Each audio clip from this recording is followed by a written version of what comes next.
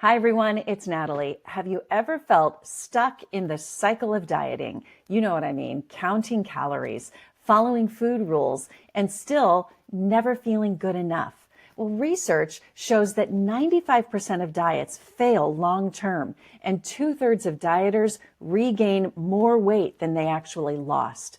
Yo-yo dieting isn't just frustrating, it's actually linked to higher risks of heart disease, slower metabolism, and increased cortisol levels, which, did you know this? That can actually make your weight harder to manage. Meanwhile, intuitive eating, an approach backed by over 125 peer-reviewed studies, that's associated with better metabolic health, lower stress, reduced binge eating, and higher body satisfaction overall. So instead of obsessing over every little bite, and many of us do this, intuitive eaters, they trust their hunger and fullness cues. That leads to healthier relationships with food and a better relationship with your own body. So today I'm sitting down with Amber Abila, a nutrition coach who broke free from diet culture, and now she helps others do the same thing. We're going to talk about why restrictive diets simply don't work. We're going to talk about healing from food guilt and what it really means to listen to your body. If you're ready to stop fighting food and start feeling your best, well, this is the episode that you're going to want to listen to today. And if you find the episode helpful, don't forget to subscribe to the podcast so you don't miss a single episode. And while you're at it, give me a rating. That helps spread all of this goodness to other people. And while you're at it, head to NatalieTysdal.com, sign up for my newsletter. You'll get a lot more information there. Thanks so much for listening. Let's get started.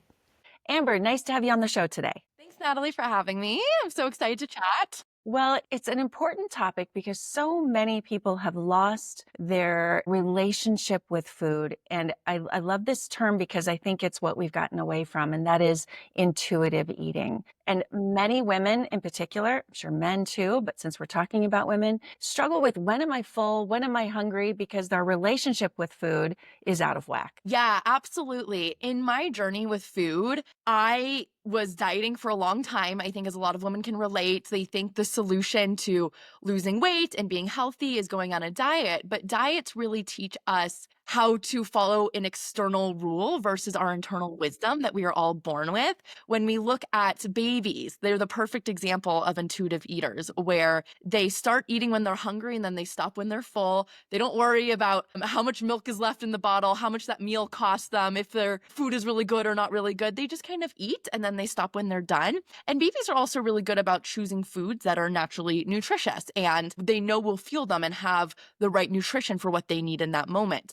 But as we go through life and we're taught diet culture and we become a part of this idea that as women, it's almost like our life goal to lose weight and to make sure we keep our body in check. And then we start to stray away from our internal wisdom. And so for me, I started with calorie counting, which sometimes people think is not a diet. It's like, well, I can eat anything within my calories, but it's still taking away our wisdom of eating when hungry and stopping when full, where I would say, oh, I have more calories today, so let me just keep eating even though I'm not hungry. Or, oh no, I don't have enough calories, so I'm just going to stop even though I'm hungry. Yeah, and we also have the things available to us. Like, talk about babies, it's like they are given the perfect thing, especially if they're breastfeeding, they're given that perfect thing, but we have all of these things available to us. And it's like, well, I can have that perfect thing that's over here, that's healthy and balanced. But then right at my fingertips is the fast food and the fried food. And we have the options, which really messes with us. Right, totally. What's interesting though is they have actually done studies with kids, and if you give them a wide range of food. So there was one study, for example, that it was an owner of an orphanage, and she decided to take this group of babies at the time and give them the wide variety of foods with like all these different things. One of them, she gave liver paste and then orange juice and salt in, but she put all these foods out in front of them for every meal for like 4 years. And what was interesting is they naturally and intuitively chose the things that they needed. So one of the kids had a bone disease and it naturally chose the liver paste, which had nutrients in it that were going to help its bone disease. And then when one of the babies was sick, it naturally chose the orange juice more and to get its vitamin C. So like our body actually knows too the nutrients we have. But as you mentioned, there weren't Oreos and goldfish and fast food thousands of years ago. So for that, that's usually like the biggest thing that I come into contact with people is like, well, how do I deal with all these processed foods? And that's something that I always struggled with in my journey as well is, okay, like, if I'm going to eat healthy, that's great. But like, I have all these cravings for all these other foods too. And for that, the truth is these foods in and of themselves are not necessarily addicting. And how we know that is because if they were, everyone in the world who would ever eat them would instantly feel addicted.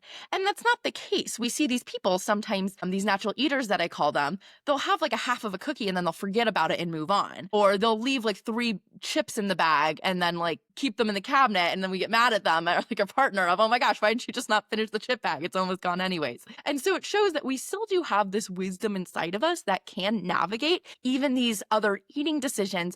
But what often happens is our brain has been wired by diet culture, and we have all these different thoughts around, well, I don't know when I'm going to get chips again, or diet's going to start Monday, or I better be good. And that's actually usually the driver of the overeating and binge eating around these foods. Yeah. And we just get caught up in that thought, exactly what you said. We get caught up in this thought of, but I might not get it again. Boy, this is the best. This is right in front of me. And what if I don't have it later? I better have it now. So let's get to some tips for getting around this. I have a scale that is a hunger fullness scale that I did a podcast on, and people love this. And do you have something like that where how you really begin to eat intuitively? Yeah, for sure. The hunger and fullness scale is a great tool. And it sounds like you have great research for it. You can literally Google too, hunger and fullness scale. There's a lot of different variations of it. Find one that works for you. But one thing that I think is important to note is if you feel like you're having a hard time listening to your hunger and fullness, we need to do a lot of unlearning around the diet culture first, because you've been taught these messages around you can't trust your body because you're probably going to overeat, or, you shouldn't be hungry right now. It's too soon to eat, or you shouldn't be full yet because you haven't gotten enough and you're eating like a bird. So when we have all these messages that have been ingrained in us that we've learned, sometimes our mind can take over our body. And a lot of people say like, well, I just can't trust my body because it's going to tell me to overeat. Like anytime I try to do it, I just go way off the hunger scale and I just continue to eat and eat. And a lot of times that's because people are actually listening to their mind and not their body. If we listen to our body, it's probably telling us, hey, you're full and there's some signals coming up. But our mind has so much drama built into it that we can't actually listen to it. And so something that was huge in my journey was understanding urges. And our urges are this strong feeling and craving that we get right before we do a habit we don't want to do. So I used to describe it as I had this out-of-body experience where I felt like a ghost, and I was in the cabinets. I would just eat and eat and eat, and I didn't come back into my body until I saw the wrappers around me. I was overly full, and I was like, oh my gosh, Amber, what just happened? And so because of that, I was having a hard time listening to my body. And what I learned about urges that really changed everything for me is that our brain is really good at forming habits, right? Because habits are how we stay alive. It's how our brain makes things as easy as possible. And so we get into a habit of overeating and binge eating. And that's what really helped me see, hey, I'm not broken. There's nothing wrong with me. It's just our brain is really sensitive to any changes in food and our intake around it. And so when it senses, hey, you're trying to make me eat less right now, even if that's something good, like stopping at fullness, it will say, well, I don't want to do that because that might mean I'm going to die. And that's how it would literally feel to me when I got an urge is I might die if I don't eat food right now. And so when I had all these urges happening in my brain, I wasn't actually able to properly tune into my hunger and fullness. So in my program, I don't teach hunger and fullness actually until month 4, because if we try to listen to it right away, that's where we might find that we're having some difficulty tuning into our body. Well, and I'm curious so at month 4, you're listening to your body, but if you're not eating the right things, and this is where I want to dive right now. So if I'm eating crap, I'm going to be hungry soon. So although I'm listening, my body is hungry, but that's because I didn't eat things that are filling me up properly. Mm-hmm. Absolutely. And that's a big part of it, is noticing how the food feels in our body too. So if you check in with just love and curiosity and being like, oh, I noticed how when I had, just ice cream for lunch because we were out and we were doing things, and then how I got hungry an hour later and it really did not last me. And now I feel like I need actual more food, or I'm craving foods even more. We want to take that as information and say, okay, now I know. And now we have more information and wisdom around what our body is telling us, because we don't really need someone to tell us eating ice cream for lunch is bad for us and we're going to make going to make us feel bad, we have that intuitive knowledge and we can feel into our body and say, oh yeah, I'm getting these blood sugar highs and these blood sugar lows, and that doesn't feel good either. Yeah. So with that, I think curiosity is a big important aspect to this, of making sure that you stay really curious on like, what is my body telling me and what are these signals? And a tip I would say, if you're having trouble navigating, what does my hunger even sound like? What does my fullness even sound like? Sometimes we're used to only the extremes of where we're super hungry or we're super full and we don't know what a normal level of hunger and fullness sounds like. So I want you to think about a time where you've been really hungry, where you're like, yes, I know for sure I was hungry. I felt this, I felt this, I felt this. Maybe it was some tightness in your stomach. Maybe you felt really fatigued. Maybe you felt a little dizzy. Like when you get really hungry, what do you notice? And then we can find, well, what's the smaller version of that? What's the more moderate version of that? And it's like, well, maybe I start to feel a little more distracted at work. I don't feel like dizzy, but I feel a little bit more fatigued and a little bit more out of it. Or maybe I start to notice like a little tightness in my stomach. It's not a tight growling, but it's like a little bit. Okay, that's your cue for hunger. And then same thing with fullness. Maybe you only notice fullness when you have that extreme stretch feeling and you're feeling really bloated and it feels really heavy. It's like, okay, how could you feel that middle ground? Maybe where it doesn't feel heavy, but you notice a little bit in your body. You notice your stomach starting to feel stretched, or you notice the hunger isn't so strong anymore, and using that as a guide for your signals. Yeah, I think that's great advice. What else do you give? Do you work with men and women? Yes. So what else do you give them in starting to notice these things and getting ahead of the issue instead of, you mentioned all these extreme things. Like for me, it's like you just get mad and you don't know why, that hangry. And then you eat terribly because you're not thinking straight. Yeah, I think another thing is really checking in with your body throughout the day. So if we are used to just going all day and barely eating, like a lot of people who are binge eating, I'll see them come into me and it's like, okay, I had a coffee for breakfast and then I had a quick protein bar for lunch and I had to go get the kids. And so I had a bag of chips on the way and I got home and I was so starving. And so sometimes when we are really stressed, we don't even recognize that we're hungry because our stress is basically, to our brain, any sort of stress means there's danger.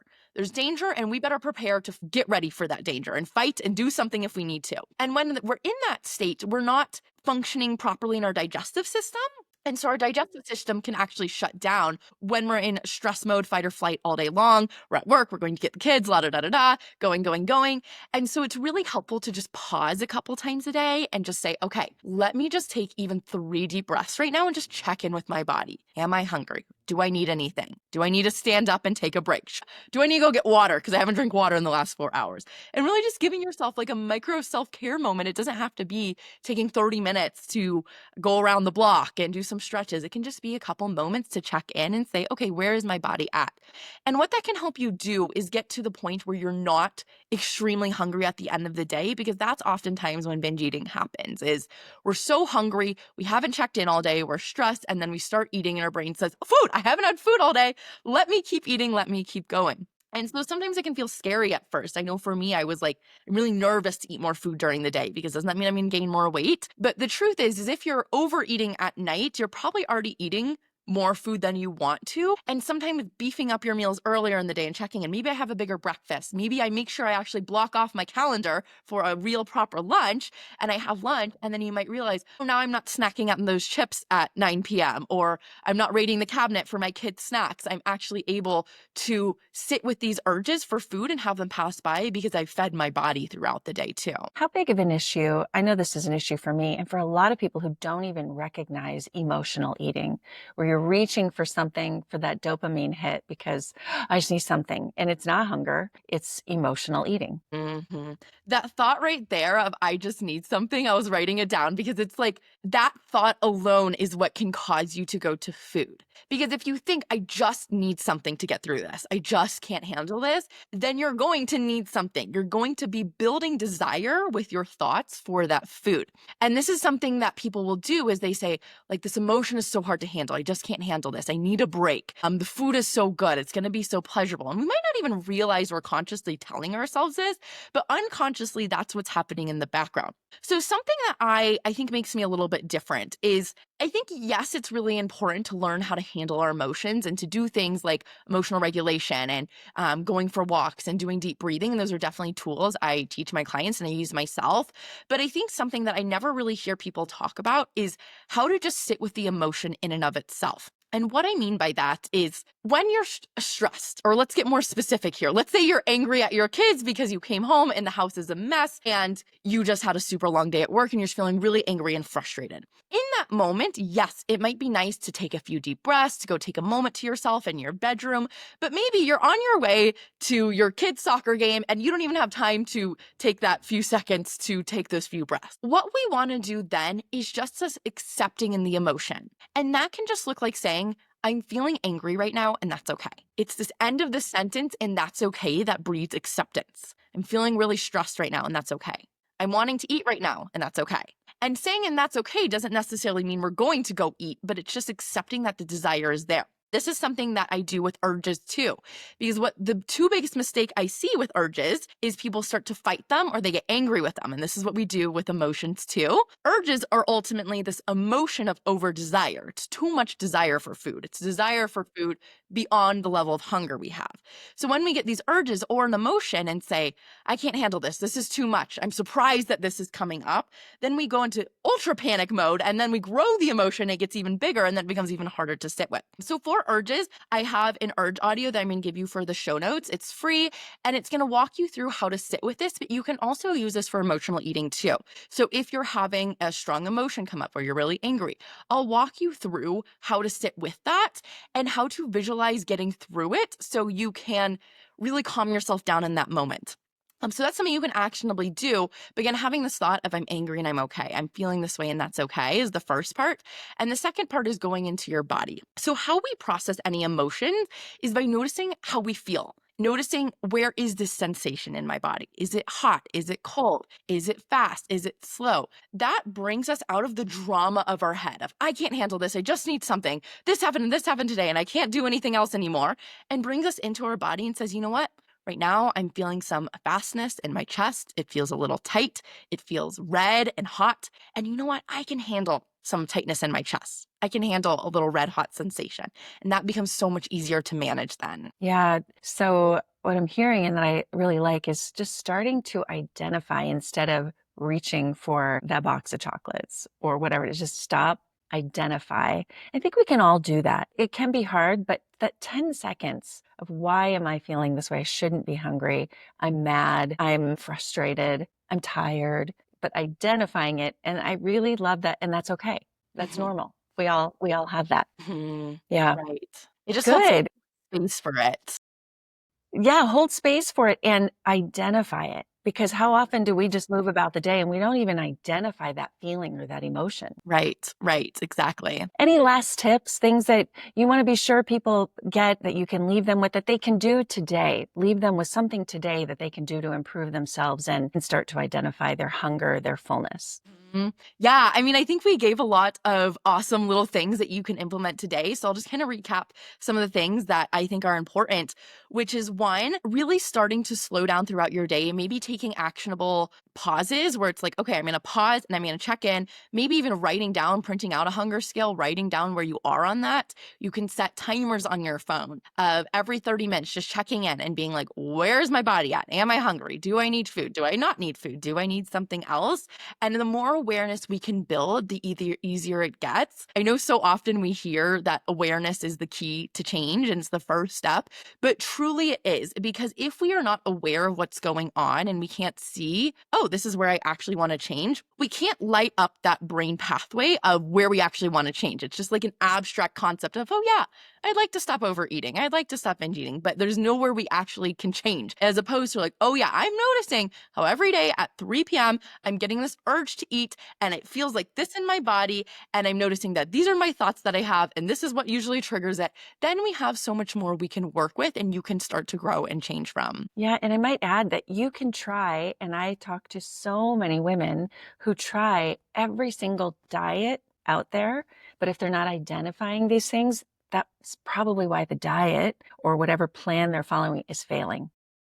You can have that perfect amount of food and all of that, but if you're not in touch with these feelings in your body and these emotions and all of these things happening, that's why every plan is hard. Yeah, absolutely. Because all diets do is show you the what to eat. It tells you to do this, this, and this, but it's not questioning, why am I eating in the first place? Am I hungry? Am I not hungry? Am I stressed? Am I bored? What else might be coming up here? And that's what really takes like the insight or change perspective that makes it last long term versus just here's a plan that everyone could follow, but it's not really personalized to you and what your body needs that day. And then you don't feel as much like a failure when that plan didn't work for you and you're wondering why. So you jump on to the next plan. Yeah. Amber, thanks so much. I'm going to be sure that I put your contact information. I've got all of that in the show notes for anyone who wants to reach out to you or go to your podcast and your website. And your podcast is called Become a Confident Eater. Terrific. Thank you so much. Good to talk to you today. Thanks so much, Natalie.